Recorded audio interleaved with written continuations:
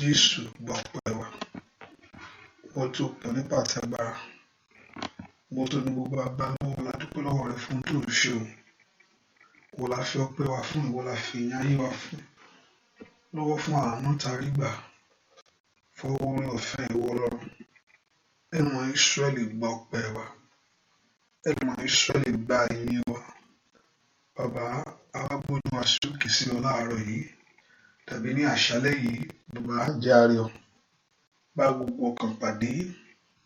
Mo wà bá ńlá fi ìyanu rẹ dábìrì àánú ayé wa. A ó sì gbé ọ̀gá. A ó sì yìn ọ́ lógo. Láì lórúkọ Jésù Kristi.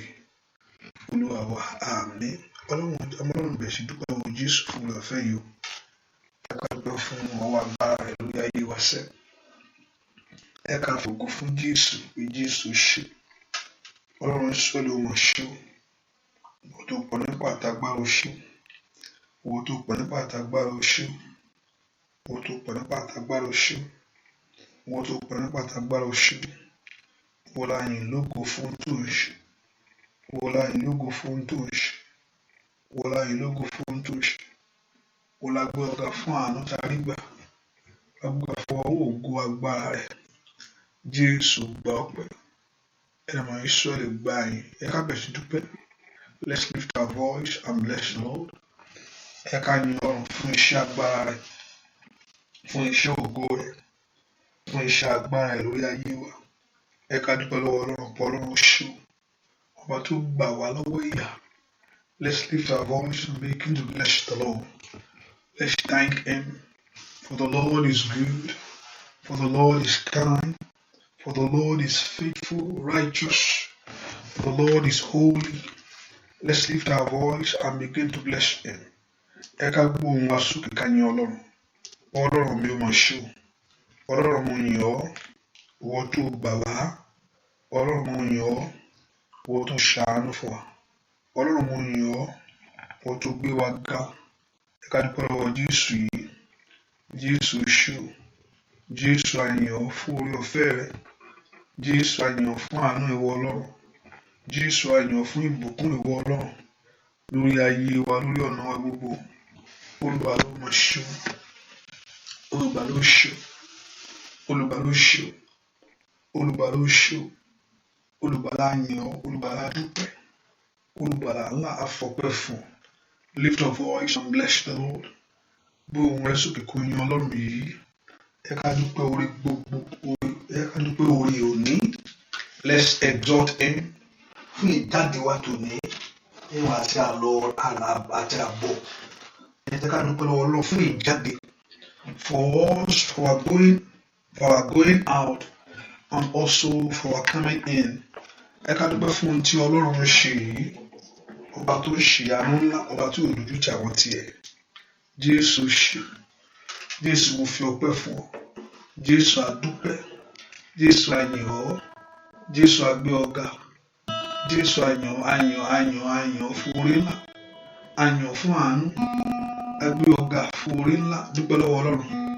Dúpẹ́ lọ́wọ́ Ọlọ́run yìí. Dúpẹ́ lọ́wọ́ Ọlọ́run. Dúpẹ́ lọ́wọ́ Ọlọ́run. Dúpẹ́ lọ́wọ́ Ọlọ́run.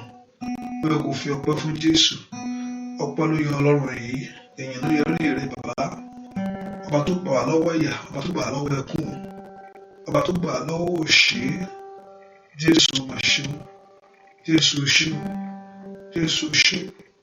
Jésù ṣe. Olùgbàlà ló mà ṣe o. Olùgbàlà yàn. Olùgbàlà ó ṣe. Olùgbàlà yàn. Olùgbàlà ó ṣe. Dúpẹ́ lọ́wọ́ Ọlọ́run yìí. Olùgbàlà ó ṣe. Ọlọ́run ó ṣe o. Ọlọ́run ó ṣe o. Ọlọ́run ó ṣe o. Ọlọ́run ìwòsàn ó ṣe. Ọlọ́run ìgbàlà ó mà ṣe. Ọlọ́run á fi ọpẹ́ fún ọ. Ọlọ́run á fi ìyìn fún ọ. Ọlọ́run á fògo fún ọ. Ọlọ́run á dúpẹ́ lọ́wọ́ rẹ fún ohun tí ò ń ṣe nínú ayé wa. Fún ìyanu ọ̀rọ̀ rẹ. Fún ìyanu agbára rẹ. Fún ìyanu ògo rẹ. Dúpẹ́ fún ohun tí ò ń ṣe. Dúpẹ́ fún ohun tí ò ń ṣe. Dúpẹ́ fún ohun tí Ọlọ́run ń ṣe nínú ayé wa. Ẹ ká dúpẹ́ orí àná yẹn. Ọlọ́run ó ṣe o. Ọlọ́run mi ó máa ṣe o. Ọlọ́run adúpẹ́ adúpẹ́. Gbọ́ àdúrà lórúkọ Jésù Kristi. Olúwa wa béèrè pé ní ohun gbogbo kó jẹ́ ká máa dúpẹ́ lọ́wọ́ Ọlọ́run ó tó sọ nìyẹn nínú gbogbo ló pè é torí ìdí ìkíní rèé ó mọ gbogbo ó mọ tó ń ṣẹlẹ̀ nínú ayé wa ó nínú gbogbo whether good or bad ó lè fún ọpẹ́ wa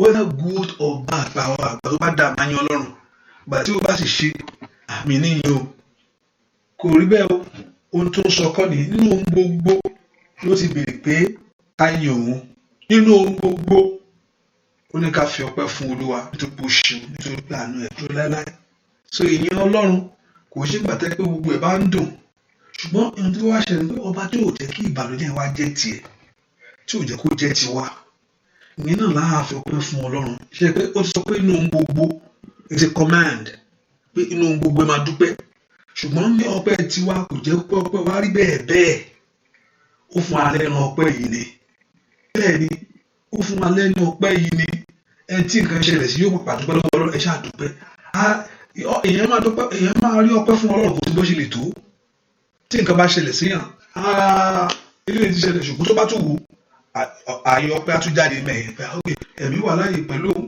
ilé iṣẹ́ wà wọ́n sì ní kí n ṣe lé bó ṣe rí nìyẹn kò sígbà tí ò ní fi ọpẹ́ Ọlọ́run tí ò ní fi ọpẹ́ fún Ọlọ́run ọba tí ò wá jẹ́ pé ọpẹ́ wa di bẹ́ẹ̀ ọ̀tá rò ó pé kó dàrú ọ̀tá pèrò rẹ̀ ọ̀tá lé ṣùgbọ́n Ọlọ́run ló tì ìdí tẹ́ wọ́n fẹ́ ká fi ọpẹ́ fún Olúwa yìí rèé tó lóhun tó ṣe ẹ ká dúpẹ́ orí Ọlọ́run ní àyíká àtàyídà wa gbogbo ìpèsè fún ayé ọmọ ní ọ̀nà àbáyọ ńlá ni ẹ ká dúpẹ́ lọ́wọ́ Ọlọ́run pé Ọlọ́run ó ṣe Ọlọ́run mi ó máa ṣe Ọlọ́run mi ó máa ṣe Ọlọ́run mi ó máa ṣe Ọlọ́run mi ó máa ṣe Ọlọ́run wa ó ṣe Ọlọ́run wa ó ṣe Ọlọ́run wa ó ṣe ekata laba santuba mekuto le mekerabayabo mazukoto le makarabagaba dúpẹ́ lọ́wọ́ Ọlọ́run ó ṣe Ọlọ́run ó ṣe Ọlọ́run á yọ̀ Ọlọ́run ó ṣe Ọlọ́run á gbé ọ̀gá Ọlọ́run á fọpẹ́ fún Ọlọ́run á yọ̀ dúpẹ́ lọ́wọ́ Ọlọ́run dúpẹ́ lọ́wọ́ Ọlọ́run dúpẹ́ lọ́wọ́ Jésù fún àánú rẹ̀ lórí ayé wa fún àánú rẹ̀ lórí ayé ọmọ fún àánú rẹ̀ lórí iṣẹ́ fún àánú rẹ̀ tó dúró láéláé lift of voice exalt him ẹ ká gbóhùn wa sókè sí Ọlọ́run ẹ ká dúpẹ́ lọ́wọ́ Olódùmarè ẹ ká dúpẹ́ lọ́wọ́ àṣẹ̀dá ọba tí òjò bàjẹ́ ọba tí òjò kó rí bí ọ̀tá ṣe rò ó lift of voice bless him dúpẹ́ lọ́wọ́ Ọlọ́run yìí ayé ọpẹ́ yọ ọ́ Jésù ṣe ó fún mi ní ayé ọpẹ́ ó fún mi ní ayé ọpẹ́ ó fún mi ní ayé ọpẹ́ thank him bless him glorify him dúpẹ́ lọ́wọ́ rẹ̀ dúpẹ́ lọ́wọ́ Ọlọ́run yìí ẹ ká dúpẹ́ lọ́wọ́ Jésù Jésù ṣe Jésù ṣe Jésù ṣe alágbàwí mi ò mọ̀ ṣe o alágbàwí ayé mi ò mọ̀ ṣe alágbàwí ayé ọmọ mi ò mọ̀ ṣe alágbàwí lórí iṣẹ́ mi ò mọ̀ ṣe thank him bless him glorify him honor him worship him ẹ ká dúpẹ́ orí Ọlọ́run lórí ayé wa ẹ ká dúpẹ́ orí Ọlọ́run lórí ilé wa ẹ ká dúpẹ́ orí Ọlọ́run ní ayé ọmọ wa ẹ ká dúpẹ́ orí Ọlọ́run ní ọ̀nà gbogbo ẹlẹ́dàá mi ò mà ṣe o ẹlẹ́dàá mi ò mà ṣe o ẹlẹ́dàá mi mọ́ ọ̀pá ẹlẹ́dàá mi mo fìyàn fún ọ dúpẹ́ orí Ọlọ́run yìí dúpẹ́ orí Ọlọ́run yìí dúpẹ́ ohun tí Ọlọ́run ń ṣe lọ́wọ́lọ́wọ́ lórí ayé wa lórí iṣẹ́ wa lórí ọ̀nà wa gbogbo gbọ́ àdúrà lórúkọ Jésù Kristi Olúwa wa bẹ́ẹ̀ ká tó dúpẹ́ lọ́wọ́ Ọlọ́run fún ohun tí ó fi hàn nínú ayé wa lónìí ọba tí ó fi ire fún ayé wa bẹ́ẹ̀ ká dúpẹ́ lọ́wọ́ Ọlọ́run fún ohun tí Ọlọ́run yóò fi hàn nínú ayé wa lónìí ọba tó máa fi ire sínú ayé wa bẹ́ẹ̀ ká dúpẹ́ pé Ọlọ́run dúpẹ́ fún ire tí ó fi fún mi ọba Ọlọ́run fẹ́ kó dúpẹ́ lọ́wọ́ Ọlọ́run pé ire tí ó fi sínú ayé wa tí ọ̀nà wa gbogbo ẹ ká dúpẹ́ lọ́wọ́ Ọlọ́run pé Ọlọ́run mo yàn ọ́ pé wàá fi ire fún ayé mi wàá fi ire sórí iṣẹ́ pé ire tó fi fún wa Ọlọ́run ó ṣe Ọlọ́run mi ò máa ṣe dúpẹ́ bẹ́ẹ̀ ẹ jẹ́ ọkàn lọ́pẹ́ níwájú Olúwa ẹ ká jẹ́ ọkàn lọ́pẹ́ náà ẹ ká fi ọpẹ́ fún Olódùmarè ọba tí ó fi ire fún ayé rẹ ọba tí ó fi ire fún ayé ọmọ rẹ ọba tí ó fi ire fún iṣẹ́ rẹ ọba tí ó fi ire fún ọ̀nà rẹ gbogbo ẹ ká dúpẹ́ orí Ọlọ́run yìí Jésù ṣe Jésù ṣé o. Mo dúpẹ́ oore rẹ nínú ayé mi. Mo dúpẹ́ oore rẹ lórí iṣẹ́ mi. Mo dúpẹ́ oore rẹ nínú ọ̀nà mi. Mo dúpẹ́ oore rẹ lórí ilé mi. Mo dúpẹ́ oore rẹ lórí ilé mi sẹ́. Mo dúpẹ́ lọ́wọ́ Ọlọ́run. Ọlọ́run wo ṣé. Ọlọ́run wo ṣé. Ọlọ́run wo ṣé.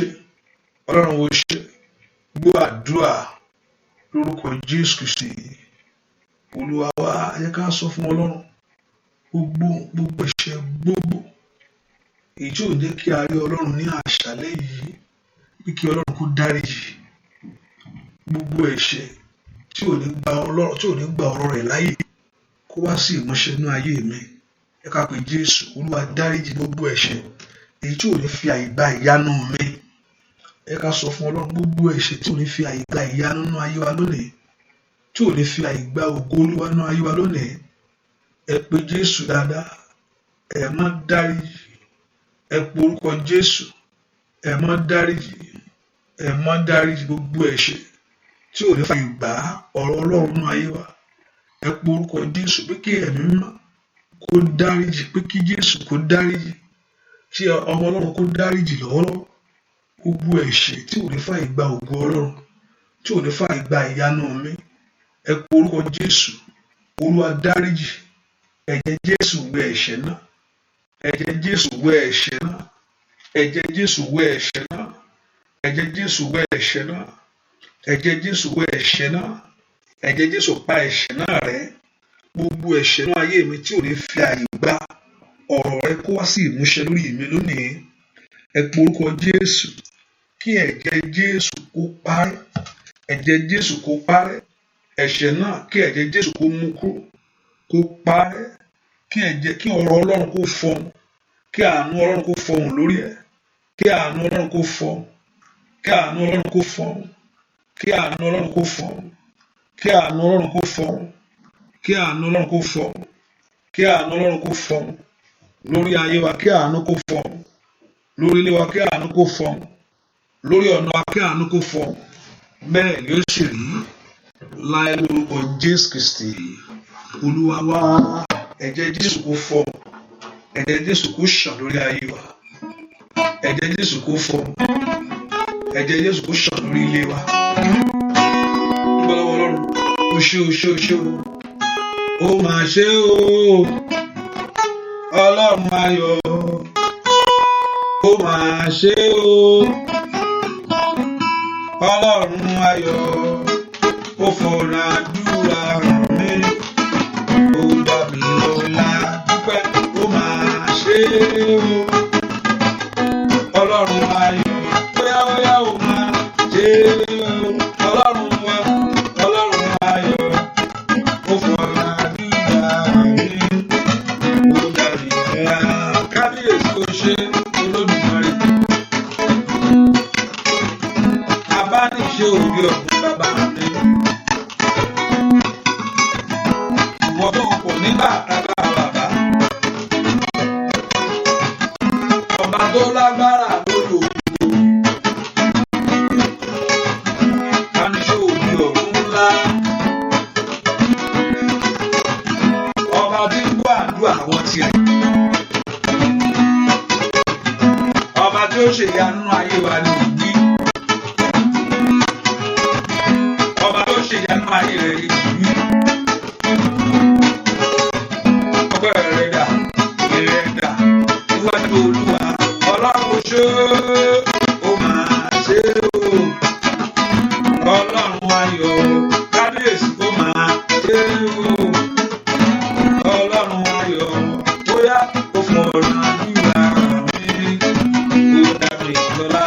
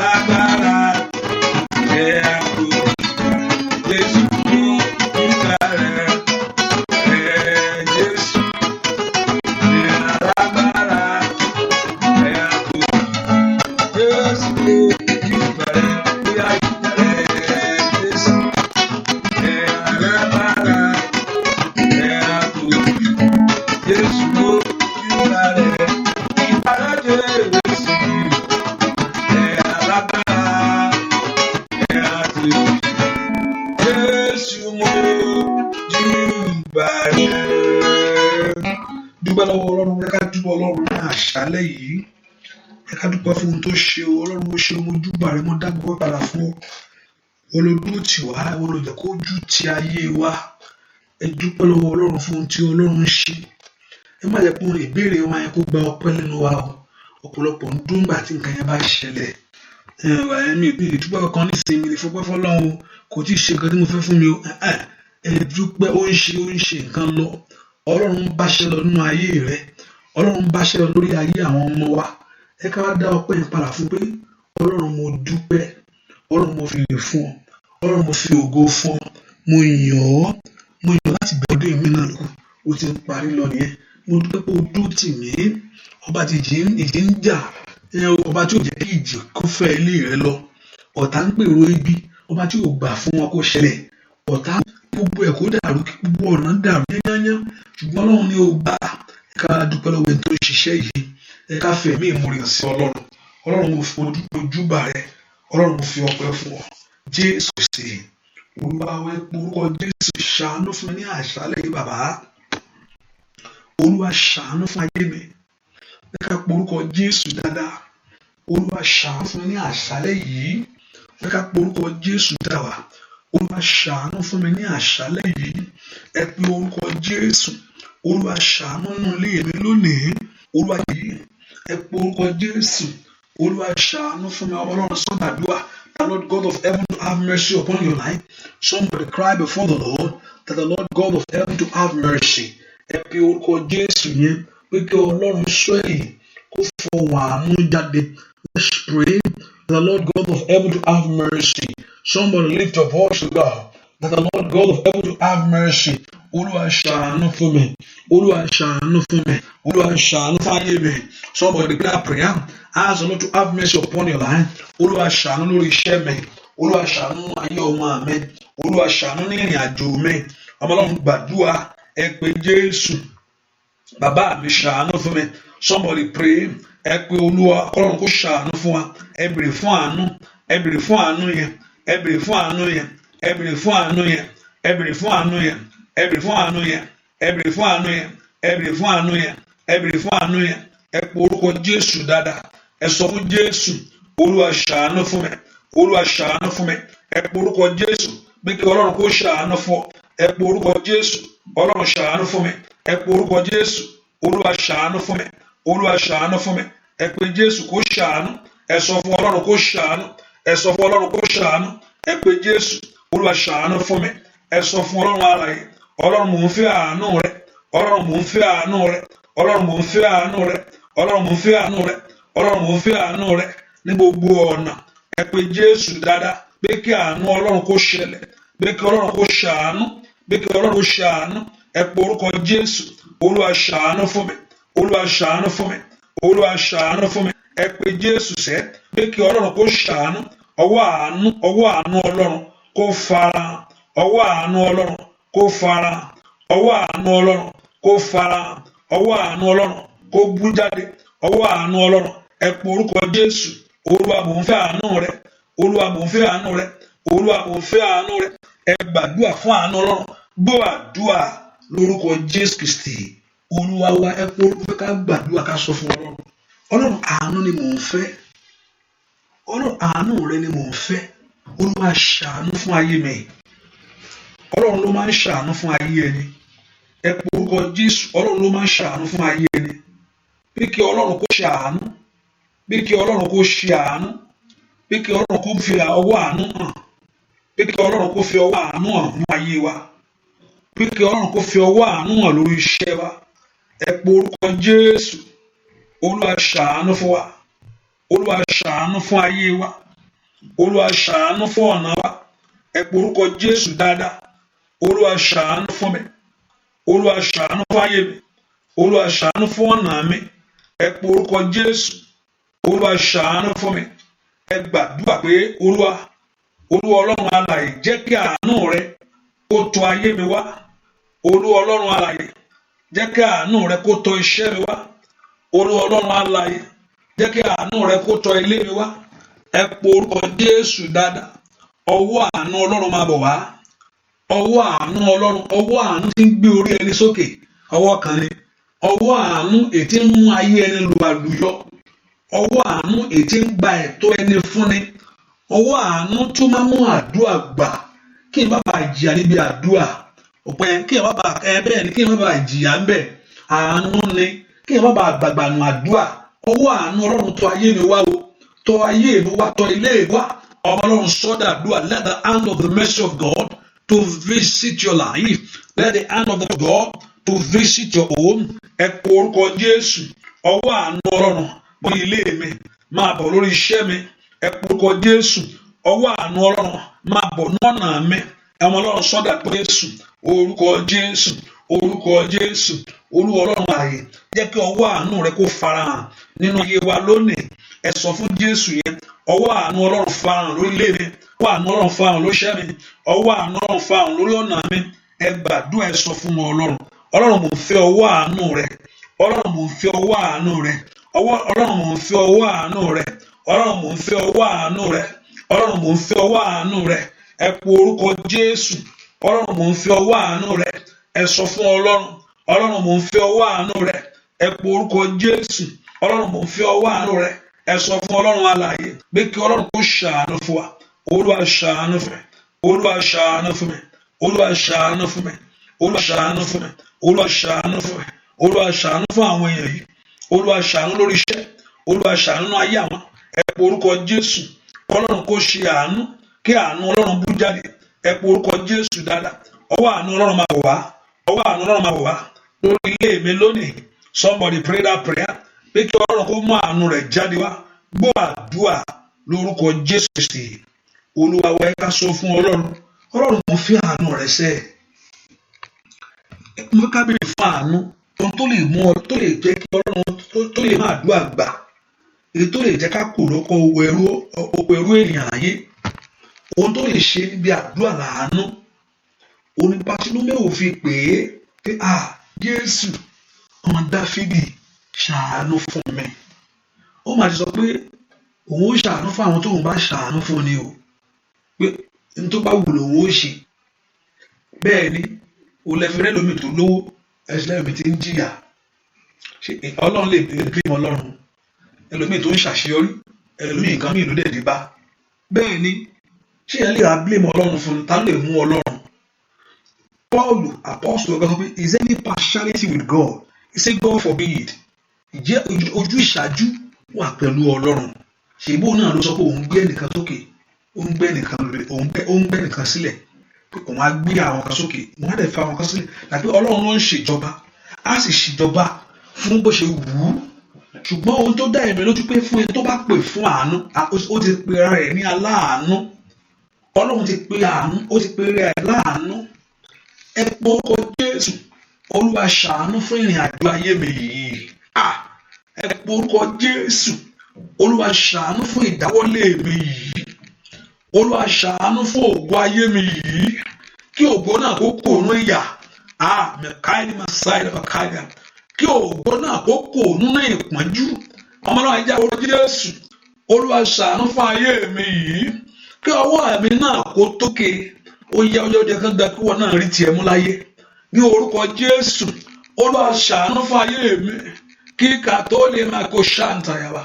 Somebody pray that prayer. Ẹnìkan gbà ládùúgbà pé kí Jésù pé kó ṣàánú fún ayé tiẹ̀. Olúwa ṣàánú fún ayé mi. Olúwa ṣàánú lórí iṣẹ́ mi kí ayé mi yìí kó kúrò lọ́wọ́ ìyà, kó kúrò lọ́wọ́ àmúbọ́. Ẹ gbàdúrà ẹ sọ fún ọ̀rọ̀.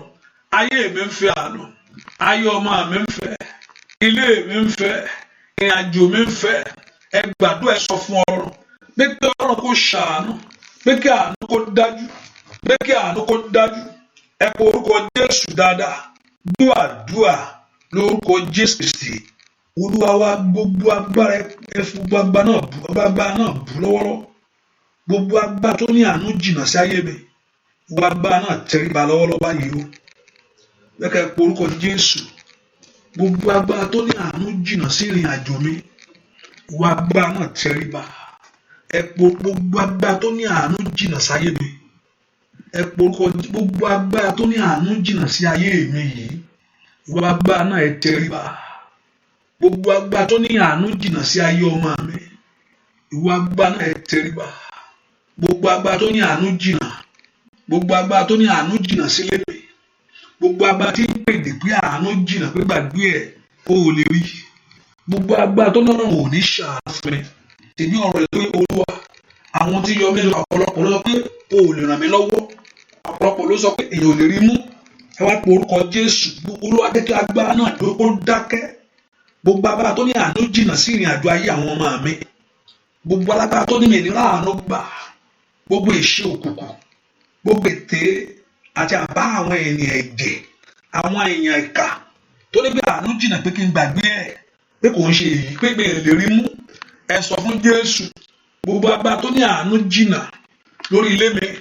Ìwọ agbára náà ẹ gbọ́ ọ̀rọ̀ Olúwa. Ìwọ agbára náà ẹ gbọ́ ọ̀rọ̀ Olúwa. Ìwọ agbára náà ẹ gbọ́ ọ̀rọ̀ Olúwa. Ìwọ agbára náà ẹ gbọ́ ọ̀rọ̀ Olúwa. Ìwọ agbára náà ẹ gbọ́ ọ̀rọ̀ Olúwa. Ìwọ agbára náà ẹ gbọ́ ọ̀rọ̀ Olúwa. Jẹ́ àánú gbà, bàbá jẹ́ àánú gbà. Jẹ́ àánú gbà, bàbá jẹ́ àánú gbà. Ṣé bí wọ́n lọ́rùn àjẹ́ ó yára gbà? Jẹ́ àánú gbà, bàbá jẹ́ àánú gbà nínú àdúrà yìí. Jẹ́ àánú gbà, bàbá jẹ́ àánú gbà. Ó yá ṣé bí wọ́n lọ́rùn àjẹ́ dáadáa. Kò bá béèrè fún àánú lórí ọ̀rọ̀ rẹ ni. Kò bá béèrè fún àánú lórí iṣẹ́.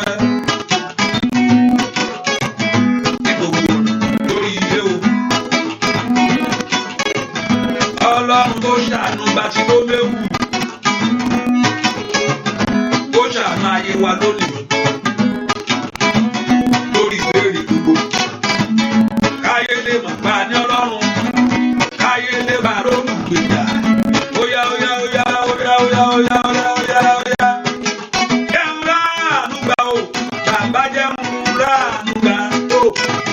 Jẹun ráàánú gbà o, bàbá jẹun ráàánú gbà o. Ṣé bí wọ́n lọ́rùn wà? Óyá óyá óyá óyá óyá. Jẹun ráàánú gbà, bàbá jẹun ráàánú gbà. Ọlọ́run àánú jẹun ráàánú gbà, bàbá jẹun ráàánú gbà. Ṣé bí wọ́n lọ́rùn wà? Jẹun ráàánú ọdún ìtí ọ. Jẹun ráàánú gbà o, bàbá jẹun ráàánú gbà. Lórí iṣẹ́ o, jẹun ráàánú gbà, bàbá jẹun ráàánú gbà. Lórí ilé o, ọdún wọ́n lọ́rùn wà. Óyá ṣé bí wọ́n lọ́rùn wà? Sọ fún mi. Ṣé bí wọ́n lọ́rùn wà? Óyá óyá óyá óyá óyá. Ṣé bí wọ́n lọ́rùn? Ayé máa sọ yìí ń ṣe. Ṣé bí wọ́n lọ́rùn? Lẹ́yìn àmì wọ́ọ̀lì Mẹ́sáìdà. Ṣé bí wọ́n lọ́rùn? Óyá óyá óyá óyá óyá. Ṣé bí wọ́n lọ́rùn? Ṣé bí wọ́n lọ́rùn? Àjẹun ráàánú gbà. Ẹ porúkọ Jésù. ìwọ àánú Ọlọ́run bú jáde nínú ọ̀nà mi. Ohun tó lè ṣe nìyẹn o. Ohun tó lè ṣe nìyẹn pé mo máa dúà gbà ní. Mo ń gbààwẹ̀ kíní kan àìmọye tó gbààwẹ̀ dolú ẹ tó wá gbààwẹ̀ dolú ẹ̀ ńkọ́ kékeré kan Ọlọ́run wá ṣe fún. Bẹ́ẹ̀ ni ìbú àtàwáṣà ṣe ń mu mílíìkì tí ò wá lè rí kankan mú ńkọ́. Ẹgbẹ́ aago 12 gan-an àṣìrọ́jú ni àṣìrọ́jú pé olúwa àlùmíì gan ń wago. Àwọn yẹn wá ń kọ́ ẹ tó wà lórí òkè tó jókòó ń bẹ̀ yẹn ń kókó lọ́wọ́ ṣèbí pálọ̀ rẹ ló ti ń gbà yẹn ní ara ń jù nínú ẹ̀gẹ́ lómi ń sùn bẹ̀. Hallelujah. Ẹ tó wá tó rànjú lẹ̀ tó gbà mọ́jú kọ́ kí ni kó wá ṣe. Tẹ́pẹ́ orin Ọlọ́run máa ń gbà ó máa lè gbàdúrà yẹn 10 hours ní òkè ó ní 2 minutes 3 minutes ẹ lọ jókòó. Kò ń ṣe yẹn ní àánú ni kò ṣe ẹni tí ń sáré ẹni tó ń sáré ṣe nǹkan ṣùgbọ́n àánú ni. Ẹ pé orúkọ àánú yẹn kó crown every effort of your life kí àánú yẹn kó wá fọhùn jáde. Ẹ pé orúkọ Jésù ìwọ àánú Ọlọ́run fọhùn jáde lórí ayé mi o. Ìwọ àánú Ọlọ́run gbé ẹ̀tọ́ mi ó kàn mí. Ìwọ àánú Ọlọ́run fà mí dìde. Ìwọ àánú Ọlọ́run lànà àbáyọ kò mí sẹ́.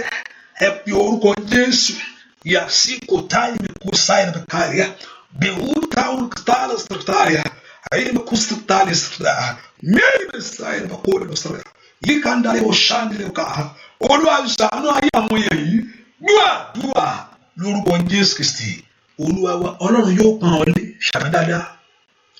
Ọlọ́run yóò pọ́n ọ lé báwo ṣe lè kú tẹ o. Ọlọ́run yóò pọ́n ọ lé Ọlọ́run yóò dá Ọlọ́run will make you to have value. Ọlọ́run yóò fi iyì fún ọ. Ẹ ṣàmì Ọlọ́run yóò fi iyì sí ọ. Ohun tí ò bá ní iyì tí ò bá ní value wọ́n máa ń jù gbó ni. Ẹnìkan mò ń bọ̀ sọ̀rọ̀ ní o ó bẹ̀rẹ̀ bẹ́ẹ̀ gbé ẹ lọ jù sínú trash. Bẹ́ẹ̀ ni ẹ pé ó dàbí pé kọ́ lọ fẹ́ lọ sọ̀rọ̀ sínú trash pé kò worth anything. Ṣùgbọ́n Ọlọ́run ọ̀run yóò pọ́n ọ lé. Ọlọ́run yóò fi iyì sí ara rẹ. Ọlọ́run yóò fi iyì sínú ayé rẹ. Ọlọ́run yóò fi iyì. Jẹ́fítà wọ́n gba jáde kú ẹ̀ ní pé ò tó nǹkan kan ìwọ kẹ̀. Jẹ́fítà kò jẹ́ nǹkan kan wọ́n gbà sọ̀hún. Ṣùgbọ́n Ọlọ́run fi iyì sáyé rẹ̀. Àwọn ẹbí ẹ̀ tó sọ pé kò jẹ́ nǹkan kan ló ti lọ bá pé wọ́n á ràn án lọ́wọ́ wọ́n bá wà torí pé kò jẹ́ kankan láàrin àwọn. Mo bẹ́ẹ̀ nìkan sọ̀rọ̀ ó dàbí ẹni pé wọ́n fẹ́ lọ jùyàn sínú gbóòdù fẹ́ lọ jùyàn sínú trash. He is a trash person. Kò jẹ́ nǹkan kan. Ṣùgbọ́n Ọlọ́run yóò make you, the Lord will make you to have value. Wà á níyì be heavy in the name of Jesus. Today gbogbo tó táyé òkú worth nothing pé worth anything pé you are valueless. The Lord will put glory upon your life. Ọlọ́run yóò fi ògo sínú ayé yìí yóò ní ògo ní orúkọ ẹ̀ńtọ́níkà lọ sọ dànù ní ẹ̀ńtọ́níkà lọ jù dànù ní orúkọ Jésù tọmọtọmọ ayé máa kú sátẹ́yà. Ọlọ́run yóò fi iyì fún wa. Ọlọ́run yóò fi iyì sí ọ̀nà rẹ. Ó jẹ́ èèyàn ṣàmì dáadáa. Ó jẹ́ èèyàn láàrin ẹbí yẹn wà á jẹ́ èèyàn láàrin ọ̀rẹ́ yẹn wà á jẹ́ èèyàn ní orúkọ Jésù lẹ́nu iṣẹ́ yẹn ẹ ó jẹ́ èèyàn ní gbogbo ọ̀nà táyé fojú payín rẹ̀ bẹ́ẹ̀ bo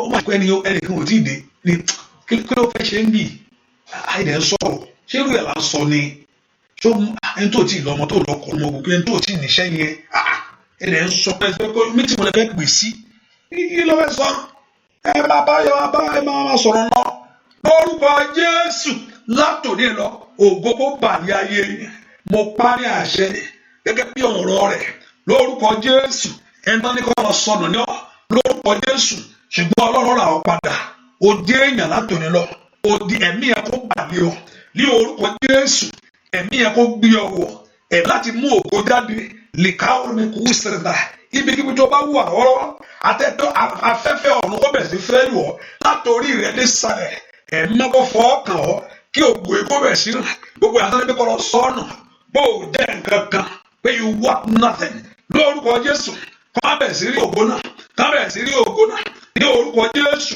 kó o dẹni yìí kó o dẹni àpọ́nlé ní orúkọ Jésù bẹ́ẹ̀ ni ó sì rí láì lórúkọ Jésù Kristi Olúwa wa ẹ pọ̀ orúkọ Ọlọ́run mo gbé ayé mi dé alẹ́ mo bèèrè fún àánú àánú tí máa ń bá ìṣàṣeyọrí láyé jó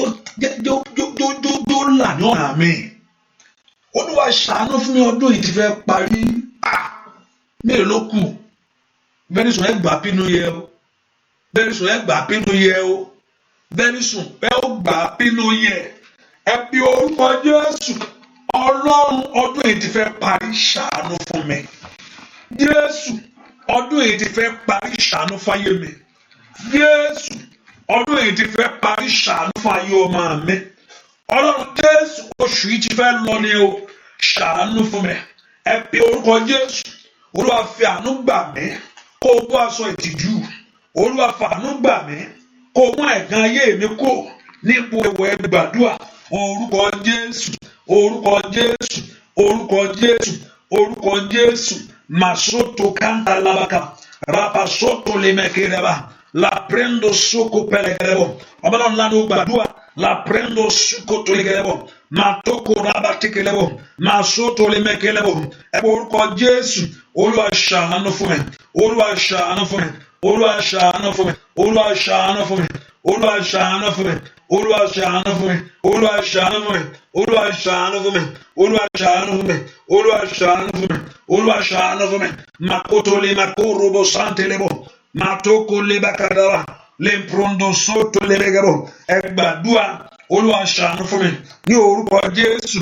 Olúwa ṣàánú fún mi ní orúkọ Jésù. Olúwa ṣàánú fún mi, Olúwa ṣàánú fún ayé mi, Olúwa ṣàánú fún ayé ọmọ mi, Olúwa ṣàánú fún ìrìn àjò mi. Gbọ́ àdúrà lórúkọ Jésù Kristi. Olúwa wa, ẹ pọ orúkọ Jésù. Gbogbo ẹ̀tọ́ mi tí ayé gbẹ́sẹ̀ lé, Olúwa gbé ẹsẹ̀ wọn kúrò. Ohun tó yẹ kó jẹ́ tiẹ̀, ohun tọ́lọ́run ti fi rán sí ayé rẹ tí ọ̀tá fẹ́ kó tọ́. Gbogbo ẹ̀tọ́ mi tí ayé gbẹ́sẹ̀ lé, Olúwa gbà fún mi. Gbogbo ohun tó ti bọ́ àánú ayé mi, Olúwa jà fún mi lónìí. Wá ẹ̀tọ́ mi rí fún mi. Ayé máa ń gbẹ́sẹ̀ lé ògo ayé ẹni o, which is Satan himself. Ayé máa ń gbẹ́sẹ̀ lé ògo ayé ẹni. Ayé tani Sátánì gangan ni. Sátánì gangan ló máa ń ṣiṣẹ́. Ó kàn máa ń lo àwọn èèyàn ni. Gbogbo ilé ìtọ́gba àǹtí yẹn ni, mọ́mì yẹn ni. Mọ́mì yẹn gangan kọ́ ló ń ṣiṣẹ́. Olùdarí yẹn pé mọ́mì tí mọ́mì yẹn gan lọ. Gbàtẹ́lómi gan sọ pé ọ̀tá èrè ó ṣe rí dànù. Torí ẹni tó ń ṣiṣẹ́ gan ni Sátánì. Òun ló kọ́ ń bínú. Òun ló fi ẹni ẹ̀ kọ̀ gbà láàyè láti lò òun ni. Bẹ́ẹ̀ ni Sátánì ló ń wo ayé ẹni. Sátánì ló máa ń wo ayé ẹni pé kéèrè kó má lọ ọkọ. Sátánì ló máa dẹ̀ fi ọkọ kún ọ lójú. Sátánì ló ń wò kéèrè, ṣùgbọ́n ó kàn ń lo ẹni yẹn. Ẹni tó wà nínú ẹbí yẹn tó ń lò, ó kàn ń lo ẹni. Gbàgbé tó bá lò yẹn bá tún wẹ̀lú míì. Ṣùgbọ́n gbogbo ọ̀nà tó fẹ́ gbà nínú ayé rẹ lónìí, lórúkọ Jésù, ojú kò tì í. Let's pray. Ẹ sọ fún Ọlọ́run, ó yá ọjọ́ ń lọ bàbá, ó yá dá mi lóhùn. Gbogbo ẹ̀tọ́ mi tó bọ́ wá, gbogbo ẹ̀tọ́ mi tí ayé gbẹ́sẹ̀ lé, gbogbo tó jẹ́ tèmi, lórúkọ Jésù tó ti bọ́ wá, gbogbo tó jẹ́ tèmi tí ayé gbẹ́sẹ̀ lé, ògùn ayé ọmọ mi ní. Ìrànlọ́wọ́ tó yẹ kí n ti gbà ní, orí tó yẹ kí n ti ní ní, ibi tó yẹ kó o ti dé ní, ohun tó yẹ kó ibi tó yẹ ká ẹ ti wà ní, èyí tó ti bọ́ wá, èyí tí ayé gbẹ́sẹ̀ lé, ẹ pé orúkọ Jésù. Ọlọ́run gbà jáde, Ọlọ́run gbà jáde, Ọlọ́run gbà jáde, Ọlọ́run gbà jáde. Ó yẹ sọ́dàdúà orúkọ Jésù, orúkọ Jésù, orúkọ Jésù. Ọlọ́run gbogbo ẹ̀tọ́ mi, ògo mi, àtẹ̀tọ́ mi, èyí tó ti bọ́, èyí tí ayé gbẹ́sẹ̀ lé, èyí tí ogun ilé, ogun òde, Sátánì àtàwọn ọmọ ogun rẹ̀ gbẹ́sẹ̀ lé. Ohun tó yẹ kàtó ibi tó yẹ kó ti dé tí ayé mú jìnnà, ibi tó yẹ kí n ti kẹ́kẹ́ sọ pé mi lè débẹ̀ o. Ní orúkọ Jésù, Olúwa gbà ẹ̀tọ́ mi fún mi. Olúwa gbà, Olúwa gbà, Olúwa gbà, Olúwa gbà. Àṣeyọrí Olúwa gbà, àṣeyọrí Olúwa gbà. Oh, Makai Masaya, àṣeyọrí Olúwa gbà. Wáyé mi kú sítírítàlíà, mẹ́ni kọ́ rí mi sítírítàlíà. Lórúkọ Jésù, Olúwa gbà gbàdúrà lórúkọ Jésù Kristi. Olúwa wa, gbogbo gbàdúrà, gbogbo ilé gbogbo. Ẹ̀jẹ̀ Jésù kò rí ilé ká. Ilé yẹn fẹ́ dàbí ilé, fẹ́ dàbí ilé lọ́pẹ́ funfun ní kíní. Ó yẹ ìlú funfun funfun tó fẹ́ dàbí like mo lè sọ pé kò ń ṣe grey like that, light one, but upstairs ni. Hallelujah. Ọ̀fọ̀ òkùnkùn ní wọlé rẹ. Ṣàmì dáadáa. Gbogbo gbogbo ọfà tí ayé bá ta ẹ̀mí mọ́ kó dá padà, ẹ̀mí mọ́ kó dá padà, ẹ̀mí mọ́ kó dá gbogbo ọfà òkùnkùn padà, gbogbo ọfà òkùnkùn tí ọ̀tá bá ta sínú ilé wa ọ̀run kó dá padà. ẹ̀yin náà sọ pé kó dá padà. Olúwa Ọlọ́run sọ pé ọ̀tá ò ní tafà, Olúwa tafà. Ó ṣùgbọ́n kí Ọlọ́run kò ṣe let them curse but let God bless. Ẹ̀kọ́ ní gbogbo ìjà olóró tá a bá ṣe sọ ní kò ní kọ́kọ́ wọn ní ìjà olóró. Ó ní tó bá ilé ìbá wa ṣe ni kò ní ràn wá. Ẹ̀kọ́ orúkọ Jésù gbogbo ọfà òkùnkùn nínú ilé mi tí ayé ta Olúwa dá padà. Àrígiṣẹ́ gíní o lórúkọ Jésù ọfà òkùnkùn. Ó ní ẹni tó bá gbẹ́ kòtò òun kó jèsè lóko rẹ̀. Gbogbo ọfà tí ọ̀tá ta ní orúkọ Jésù, gbogbo ọfà ìbànújẹ́, gbogbo ọfà ṣètì sínú ilé yẹn ọ̀sìn ẹni mò ń wò yìí. Ẹ pé orúkọ Jésù Olúwa dá padà, Olúwa dá padà, Olúwa dá padà, Olúwa dá gbogbo ọfà òkùnkùn padà. Ẹ pé orúkọ Jésù dáadáa, Olúwa dá gbogbo ọfà òkùnkùn padà. Ní kàtórí náà sọ̀tà ẹ sọ fún Jésù gbogbo ọfà òkùnkùn nínú ayé mi, nínú ilé mi, Olúwa dá padà. Gbogbo ọfà ìbànújẹ́, gbogbo ọfà ẹkún, gbogbo ọfà ṣètì, gbogbo ọfà múbọ. Ẹ sọ fún Ọlọ́run pé kí Ọlọ́run kó dá ọfà padà. Olúwa dá ọfà padà. Gbogbo ọfà tí ayé ta sí mi, sí ọmọ mi, nílé mi, lórí iṣẹ́ mi, ní orúkọ Jésù. Gbogbo ọfà ìbànújẹ́ èyí tí ayé ta sí ọ̀nà mi, Olúwa Ọlọ́run Ísírẹ́lì, Olúwa dá ọfà padà. Oríire ògbúrọ̀ gbà, ilé mi kọ́. Ẹ sọ fún Jésù orí mi ògbúrọ̀ gbà, ilé mi kọ́. Ní orúkọ Jésù orí mi ògbúrọ̀ gbà, ilé mi. Ayé mi sáyidà, ayé mi kúrò sáyidà, lórúkọ Jésù ọfà ògbúrọ̀ lórúkọ Jésù Kristi. Olúwa mo ṣe ń gbàdúrà mọ́ kan ọmọ kékeré kan tó sùn, ọmọ kékeré ni ó sùn. Hallelujah. Ọmọ àtàṣe ìwòlẹ̀ ń sọ ọmọ kékeré pọ̀ náà mọ̀ ọmọ kékeré jòjò ọmọ kékeré ṣì lè. Ìmúdọ̀ ọmọ tí tó sùn yìí kò tí pọ̀ ọdún kan tí ó pọ̀ ọmọ ti dàgbà tó bẹ́ẹ̀ yẹn. Ọmọ kékeré lẹ́ni ó sùn, ọmọ yẹn sùn, wọ́n daṣọ bò ọmọ yẹn sùn, ó ti sùn. Mo gbàdúrà gbogbo ọfà òkùnkùn lórúkọ Jésù èyí tí ọ̀tá bá ta wọnú ilé Olúwa dá padà. Ṣàmì dáadáa wọ́n ní mi kúrò sàtàyè. Mo gbàdúrà gbogbo ọfà òkùnkùn láti bani láyọ̀ jẹ́. Gbogbo ọfà òkùnkùn láti yí ògo dànù. Gbogbo ọfà òkùnkùn ní orúkọ Jésù Olúwa bàjẹ́ lónìí, Olúwa bàjẹ́ lónìí. Olúwa fún wa ní ìṣẹ́gun, Olúwa fún wa ní ìṣẹ́gun lórí ọfà kọfà. Ọfà kó padà sórí ọfà, ọfà kó padà sórí ọfà ní orúkọ Jésù. Ọfà òkùnkùn kó padà. Gbogbo ẹni tó fira ìjì, gbogbo ẹni tó fira ìjì fún iṣẹ́ Sátánì nínú ayé wa, gbogbo ẹnikẹ́ni tó bá fira ìjì pé òun yan Sátánì yànda mi fún, máa kó lòun láti bá yọ̀ jẹ́.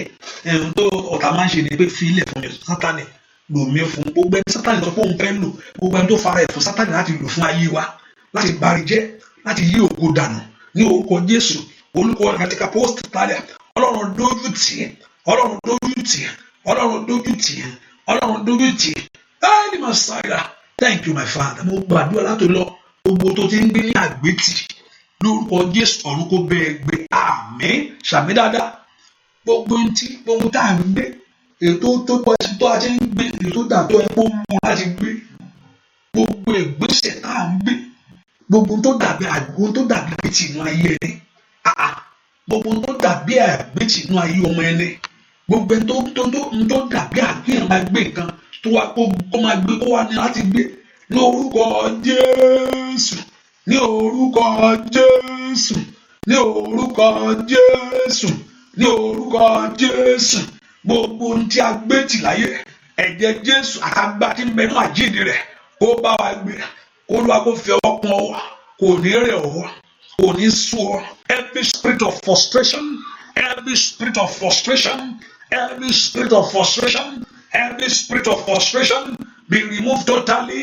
Every spirit of frustration be removed totally. Every spirit of frustration be removed totally. Gbogbo every spirit of frustration ní orúkọ Jésù be removed totally. Every power of frustration ní orúkọ Jésù ìlú makuta kada borozadi ketoreshi ayiri mi ori bikutai mi nsoko fistra lórúkọ Jésù.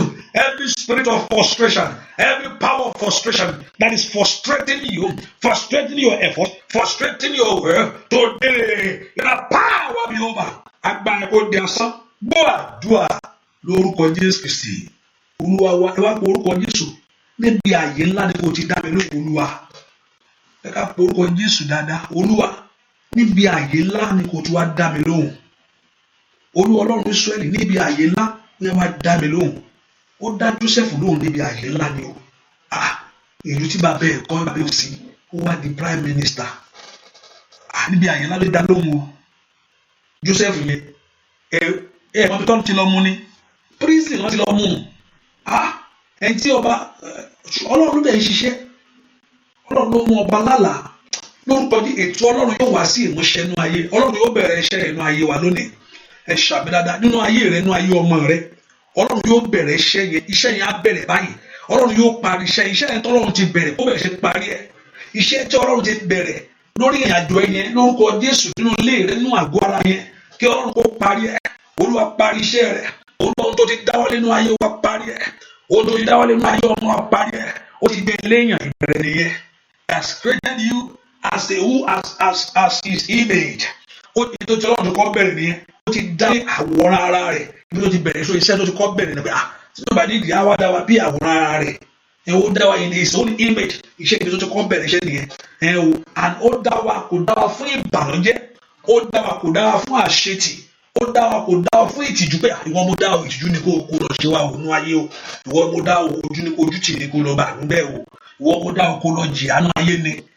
Ọlọ́run pé tí ayé kọ́ bẹ́ẹ̀ àwa reject ẹ̀. But did I know that because the plans of God told us that Ọlọ́run ò ní ìpinnu ìbànújẹ́ fún ẹ̀dá ni. I know what I'm thinking. That scripture, look at it. God is saying, mo mọ ohun tí mò ń rò. Òtítí bí lè sọ, mo mọ I know ohun tí mo máa ń rò. Tàbí bọ́lá ṣe jókòó tó fọ́ lẹ́rọ tó ń wọ everybody. Ilé mi fẹ́ kó kú. Ilé mi fẹ́ kó banújẹ́, mi fẹ́ kó láyọ̀ ni. Ó ní kò ṣe fún ibi. Gbogbo ìpinnu òkùnkùn lórúkọ Jésù kò di asán. Ohun tí Ọlọ́run ti bẹ̀rẹ̀ kó parí ẹ̀. Ohun tó gbé lágbètì ó rí màkà, ohun tó wúwo ọ̀run kó fọwọ́ kún. Bíbélì sọ pé ó ní áńgẹ́lì Olúwa sì sọ̀kalẹ̀ wá. Ó yí òkúta ibojì yẹn kúrò. Ó ní áńgẹ́lì Ọlọ́run ó sọ̀kalẹ̀ láti ọ̀run wá. Ó sì yí òkúta ibojì yẹn kúrò. Ní orúkọ Jésù, gbogbo òkúta tí ayé gbé bí ọ̀nà, gbogbo tó wúwo láti gbé, gbogbo tó ní láti kọjá, ní gbogbo tó tẹ kọ́ ayé sọ pé kò ṣeé ṣe, gbogbo agbára tó ní kò sí ọ̀nà àbáyọ yìí, ní orúkọ Jésù, ọ̀nà kó là, ọ̀nà kó là, ọ̀nà kó là, ọ̀nà kó là, ọ̀nà kó là, ọ̀nà kó là, àìní màsáìdà, gbúwàdúwà lórúkọ Jésù Kristi. Olúwa àìní màsáìdà màkáìdà, gbogbo tí ayé bá lò nítorí ayé rẹ lónìí kó bàjẹ́. Ní orúkọ Jésù, ẹni tó bá gba nǹkan lọ́wọ́ ẹ pé ohun tó ìṣẹ́ kò má ṣòro o, don't miss me. Ire náà lè fi ń gbé ọ̀tá. Ẹnikẹ́ni tó pé mo ṣe ń gbàdúrà ohun tí mò ń gbọ́ ní ọkàn mi mò ń sọ yìí ó, pé tó bá wí kó fún òun kan pé ọwọ́ ẹ̀ ní kẹ́ ti gba nǹkan tí ẹ fẹ́ lò fún. Ìyẹn sọ pé pásítọ̀ yẹn sọ̀rọ̀ níjọ́ yẹn o, ó ní ká má ṣòro, èmi ò sọ bẹ́ẹ̀ o. Ibi torí rẹ yẹn náà ni ọ̀tá náà á ti ṣiṣẹ́. Gbogbo ẹ tó bá ní pé òun fẹ́ gba nǹkan lọ́wọ́ ẹ̀, pé ẹ gba nǹkan lọ́wọ́ ẹ̀, ọwọ́ ẹ̀ nǹkan tó fẹ́ gbà lọ́wọ́ ẹ̀ náà ló máa lò fún ẹ. Èmi ò mọ ohun tí mò ń gbọ́ ni mò ń sọ yẹn o. Gbogbo ẹ tó bá ní pé kán gba nǹkan lọ́wọ́ ẹ̀, pé kíní yẹn gangan tó bá ń gbà wá yẹn lọ́wọ́ ẹ̀ gangan, òun náà máa fi ṣiṣẹ́ yẹn, òun náà máa fi ṣe é fún. Èmi ò mọ tó fẹ́ ṣe, ṣùgbọ́n ohun tí mò ń gbọ́ nìyẹn pé ohun tán lọ́wọ́ ẹ̀ ní kẹ́ ti gbà á, pé ohun tó tán gbà lọ́wọ́ ẹ̀ gangan yẹn, pé kọ́ má gbà lọ́wọ́ ẹ̀ lómi o, ọwọ́ ẹ̀ gangan ẹni yẹn gan ni kẹ́ lọ gba kí ni ẹ wá tó bá ti lè rí ìgbà yẹn. Gbogbo agbára yẹn kó di asán. Gbogbo ọ̀nà tí ọ̀tá bá gbà, lójú oorun lójú àlá ni, yajúlé ká ni, fọ̀rọ̀ lọ ni, bẹ́ẹ̀ yàn lọ́wọ́ ẹ̀ ni, ní gbogbo ọ̀nà tí ọ̀tá bá gbà láti yọ sáyé wa lórúkọ Jésù kan bá ìtìjú pàdé. Ṣàbílára àmín.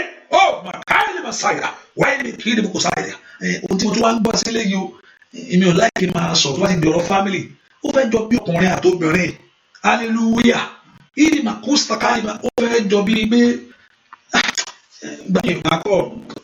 I don't know what I should say, I don't know. Mo rí pé ọkùnrin kan ọ̀rọ̀, ó fẹ́ jọ bí ọ̀rọ̀ ọkùnrin àti obìnrin lọ̀rọ̀ yìí o. Hallelujah. Ó fẹ́ jọ bí ọ̀rọ̀ ọkùnrin àti obìnrin. Ọkùnrin nìyí.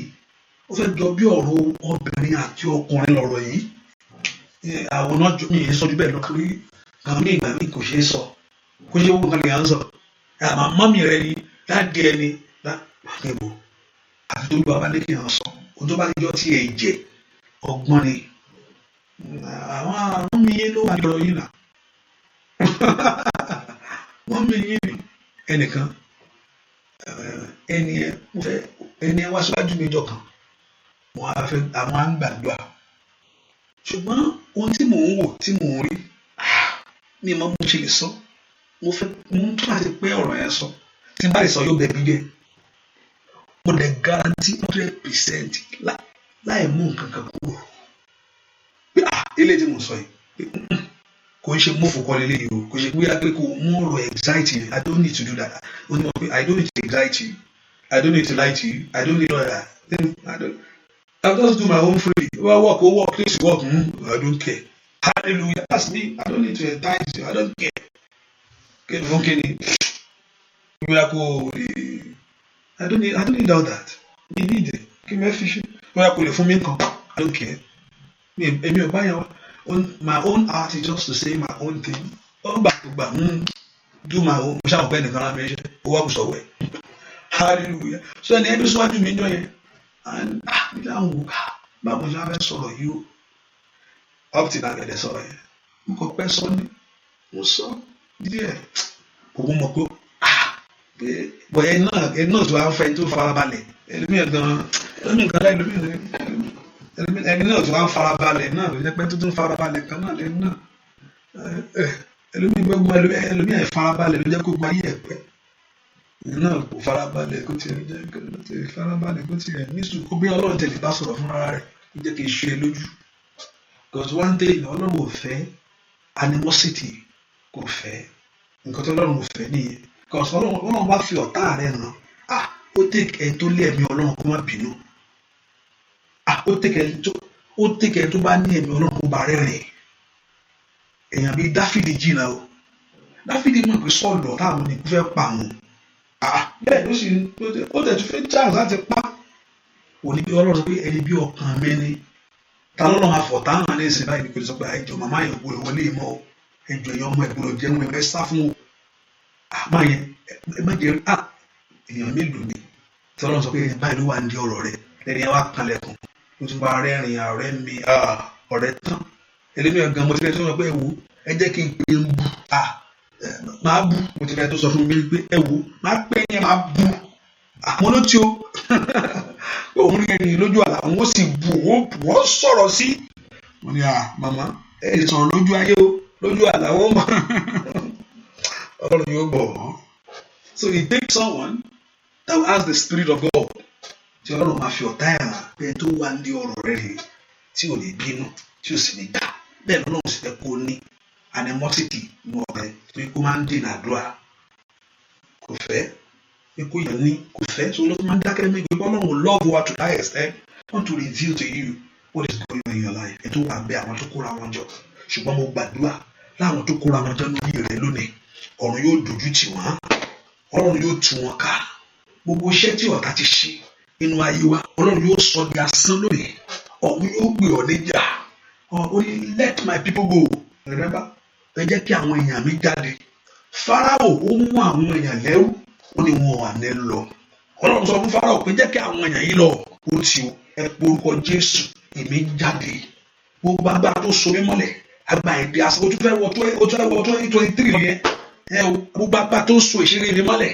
wọ agbára náà di asán èmi jáde mo bọ́ lọ́wọ́ rẹ lórúkọ Jésù lọ́wọ́ àṣetì mo bọ́ lọ́wọ́ àbọ̀ mo bọ́ lọ́wọ́ ìtìjú ayé mo bọ́ àní èmi jáde ẹ gbàdúrà ẹ sọ fún Ọlọ́run mo jáde mo jáde mo jáde mo jáde mo jáde mo jáde mo jáde mo jáde mo jáde kọ Jésù dáadáa látẹkọ takú sakapayaba liprondo seketelebo kapayaba metoko blanda kelebe kaba mezuko to blando sikelebo kaba rikatra mo jáde mo bọ́ lọ́wọ́ ogun tó ń jà mí mo bọ́ lọ́wọ́ agbá tó fẹ́ kí n dìde lọ́wọ́ ipá tó ń dọ̀nà mi rú lọ́wọ́ agbá tó dọwọ́ bo ògo lọ́wọ́ agbá tó bá ayé mi lérí èmi jáde ó jáde agbára ọ̀tá ìdí asán dúà lórúkọ Jésù Kristi Olúwa wa kí n tó gbàgbà fún ọ ẹnìkan kan máa kàn rán wa létí bẹ́ẹ̀ mo sún ní èdè ìbò ní bẹ́ẹ̀ kò yí ẹnìkan á sọ fún mi lọ́rọ̀ lé ètò wá sọ̀rọ̀ dá nípa aṣọ tí mo ní kẹ́ gbàdọ̀ aṣọ tí mo ní ẹni náà òun gbọ́ nípa èrè kò yé òun àjẹ́ kí wá ṣàlàyé ohun tí mo sọ rèé pé oṣù ètò parí méjì mọ́jọ́ yẹn but ọjọ́ méjì kan àti ọ̀nà àpàdé ara gbàdúrà mo ní pé kí ẹ mú aṣọ yín jáde mo ti dá sí mo ní kí ẹ ṣe báyìí nǹkan tí mo try àti mi sọ pé èyìnbó tí mo sọ bóyá ègú dáadáa mo fi fẹ́ kó mi ṣàlàyé dáadáa ok mo ní kí ẹ mú aṣọ ẹ fi sí aṣọ yẹn sí ìrì aṣọ tẹ bá fi sí ìrì yẹn kẹ wá mú dání aṣọ tẹ fi sí mo ní yọta máa gbàdúrà yìí mo pé aṣọ yóò wà ní ara rẹ ní kó wọ̀ ọ́ tàbí kó ṣà wà ní ara ṣá pé kó jẹ́ nǹkan tó kan ara bẹ́ẹ̀ nǹkan tí à ń wé mórí ni o bẹ́ẹ̀ nǹkan tí ó ṣàtiwà tó jẹ́ nǹkan tó kan ara ohun tí mò ń try to explain nìyẹn ṣé ó yé wa báyìí nìsín torí ẹni yẹn sọ fún mi pé kò yé òun aṣọ òun òkè wọn ní nǹkan tí mo try to sọ ni pé aṣọ yìí mo fẹ́ kẹ́ ẹ mú aṣọ yẹn jáde kí ìrì ọ̀run sẹ̀ sí ìrì má sẹ̀ ní àárọ̀ ìrì àárọ̀ ìrì má sẹ̀ kó ṣàtijá kó láàárọ̀ bóyá mẹ́ta ti fi sílẹ̀ ní má fi sílẹ̀ lọ́sàn-án alẹ́ ẹ má fi sílẹ̀ lọ́sàn-án ẹ má fi sílẹ̀ ní síta lọ́sàn-án pé ẹ jẹ́ kí n fi ẹ jẹ́ kó jẹ́ bí alẹ́ kẹ wá mú dání kẹ ti ṣe nǹkan yẹn so kẹ́kọ̀ọ́ kípẹ̀ níbi tẹ́ bá ti ṣe ẹ̀kọ́ ẹ má wọ̀ ẹ má fọ tẹ́ bá ti ṣe ẹ ṣáà mú wọlé síbi kan màá wá take note ẹ kọ̀ọ̀kọ́ Psalm 68 tí mo sọ yìí. Now, feel like key verse, meaning I'll just give you things. You pray upon it. And so on that day, that might be bad for me. You go and you worry that became your war. Ó ṣàti kan rẹ̀, kó jẹ́ àkíyàn pé nígbà tó ń bá àgbà yẹn kí ní wà lára rẹ̀. Tí ìrì bá ti sẹ̀, ìtura ló máa mú wá o.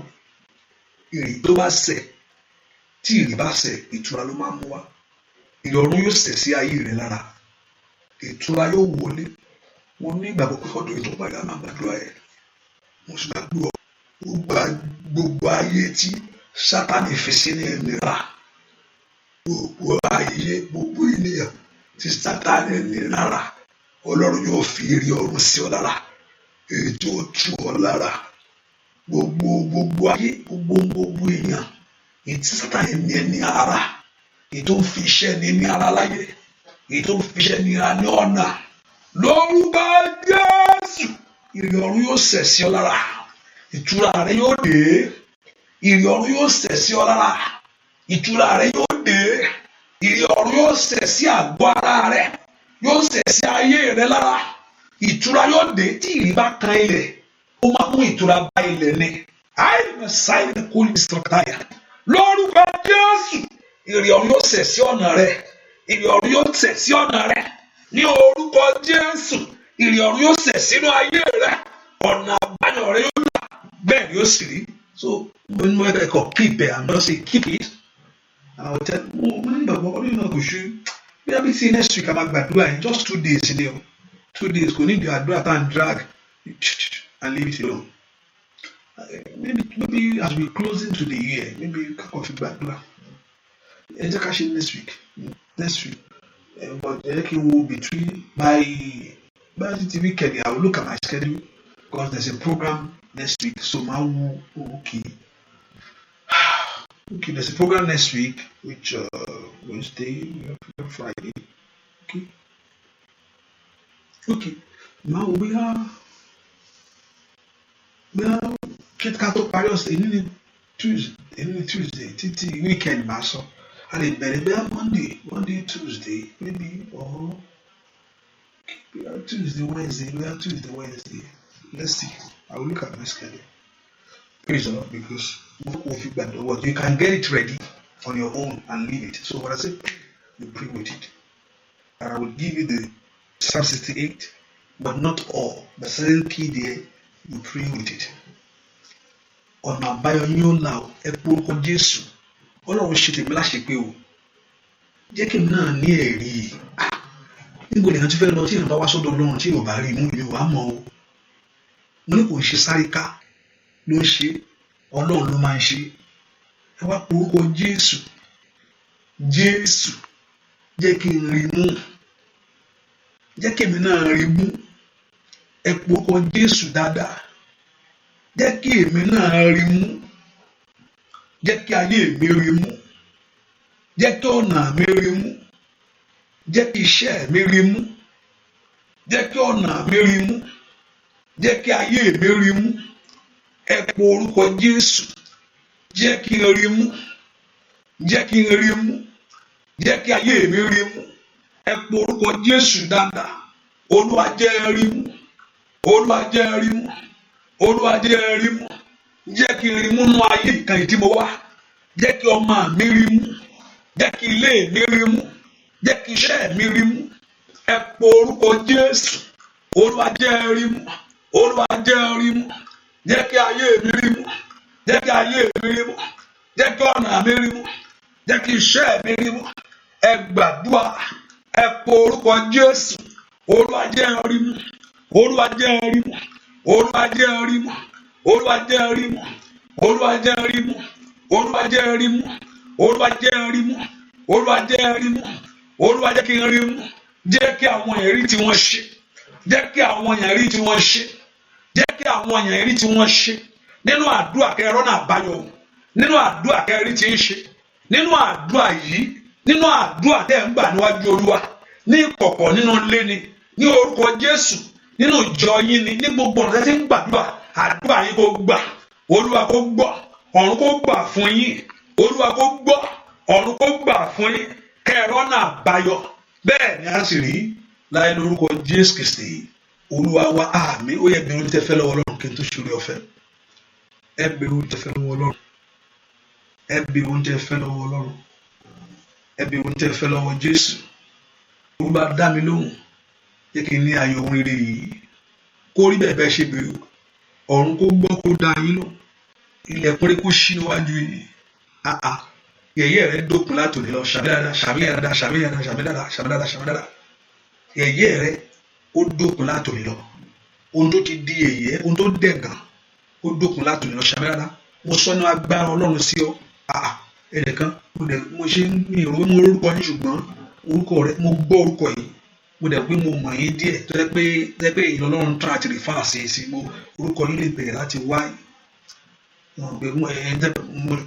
Bẹ́ẹ̀ pé mo kàn gbóhùn yẹn orúkọ yẹn dẹ̀ wá mo ṣe gbọ́. Yẹ̀yẹ́ rẹ̀ dópin látòní lọ.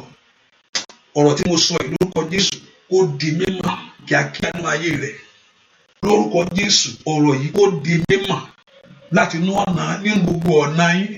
Gbogbo èèyàn yìí ẹ lọ rí ògolo. Ajínigbé ò ní jẹ́lé ìgbé. Lórúkọ Jésù Sátánì ò ní bá irin jẹ́ mọ́ ọ lọ́wọ́. Bẹ́ẹ̀ ni ó sì rí láì lórúkọ Jésù Kristi Olúwa wa. Àmín. Àmín. Ọlọ́run yóò wí sí gbogbo ẹni tó ń wá ọmọ ẹ lọ́wọ́ bí o. Àṣẹ bí wẹ́rẹ́. Àṣẹ tí èèyàn fi ń lóyún. Àṣẹ tí èèyàn fi ń bímọ kó bàlẹ̀ ayé yín. Àṣẹ kan ni. Àṣẹ tí èèyàn fi máa ń ní oyún. Ẹlòmíì á máa ṣe kò ní ṣe pé kó ní problem. Yóò kàn máa ṣe ni. Ṣùgbọ́n àṣẹ yóò wà ń bẹ̀. Àṣẹ tí èèyàn máa fi máa ń ní oyún. Ẹlòmíì á ní àṣẹ ìlóyún ṣùgbọ́n àṣẹ ìbímọ kò ní. Alóyún yóò máa bàjẹ́ ní. Àṣẹ ìlóyún wà ṣùgbọ́n àṣẹ àtiwá bí ló wá kú. Àṣẹ ìlóyún, àṣẹ bíbí lórúkọ Jésù kó bàlẹ̀ ayé rẹ̀. Gba àṣẹ yìí, kọ́kọ́rọ́ yẹn gbà á. Kó ohun tó wá nílò ẹlòmíì ó ní gbogbo ẹ̀ ṣùgbọ́n ó kọ̀ wá nǹkan tó wá nílò ló kù. Ẹlòmíì ní àṣẹ bíbí, ẹlòmíì bá ẹni sọ kò kọ̀ lọ́kọ ni kò tí ì bímọ tó bá márì tàbí tó bá lọ́wọ́ kan ní rẹ́kẹ́tẹ́ ni. Ṣùgbọ́n ọkọ ò sí, ayé lọ́kọ jìnnà, ayé sì ń láì jìnnà kò rí kankan bẹ̀. Kò yẹ pé problem lọ́wọ́ kan ni. Ṣùgbọ́n ọkọ náà ayé òjò rọ́kọ, ayé òsì já sọ bá lọ́wọ́ mọ́ṣẹ́. Kọ́kọ́rọ́ tó wá nílò lórúkọ ohun tó nílò Oní àṣẹ yẹn lọ́wọ́ ṣùgbọ́n kò sí nǹkan. Lórúkọ Jésù ọ̀run kó wá jáde. Ohun tó máa mú ìyanu ìṣẹ̀lẹ̀ ọ̀run kó wá jáde. Gbogbo ilé ìtẹ́ta ti bí lórúkọ ìkankan ò ní sọnù. Àní sunkún lórí ọmọ. Ọfà òkùnkùn ò ní bà wá. Ọfà ọ̀tá kọ́lọ́run kó dá padà. Ọfà òkùnkùn ò ní bà ilé rẹ. Kọ́lọ́run kó dá padà. Ẹni tó bá tafà kọ́lọ́run kó dá ọfà náà padà. Ẹ̀jẹ̀ Jésù yí ayé wa ká. Bẹ́ẹ̀ ni ó sì rí láì lórúkọ Jésù Kristi Olúwa wa. Àmín mi gbọ́. Àmín lórúkọ Jésù. Gbogbo yẹn mo gbàdúrà in any way that you have been a blessing, in any way that you are sharing this prayer, whether I don't mention mo ti kúrò yẹn pé ṣe mo ti kọjá mẹ́yẹn. Gbogbo èèyàn tó ṣàn ṣiṣẹ́ fún Ọlọ́run níbí yìí lórúkọ Jésù kọ́lọ́run kó gbàdúrà fún yín. Ojú ò ní tì yín láyé. Lórúkọ Jésù ojú ò ní tì yín. Lórúkọ Jésù ojú ò ní tì yín. Olúwa ṣe inú iṣẹ́ wọn, ṣe iṣẹ́ wọn láṣepé, ṣe gbogbo iṣẹ́ wọn tán. Báwọn bẹ̀ sí ṣiṣẹ́ wọn látòdì lọ, iṣẹ́ rẹ̀ lọ ṣe. Báwọn ṣiṣẹ́ tiwọn náà dá sí ọ̀rọ̀ ayé wọn. Ojú ò ní tì yín, bẹ́ẹ̀ ni ó sì rí. Lórúkọ Jésù Kristi Olúwa wa. Àmín. And also, if I don't say personally thank you to you, if I don't call you and say thank you, I say thank you. I appreciate you. God bless you. See you later on. Orí ọ̀fẹ́ Jésù kò bá yín gbé o. Ẹ lọ sún ayọ̀, kẹ́ jíjí ayọ̀. Bẹ́ẹ̀ la sì rí Jésù Olúwa wa. Àmín. You are blessed and highly favored. God bless you. Bye bye.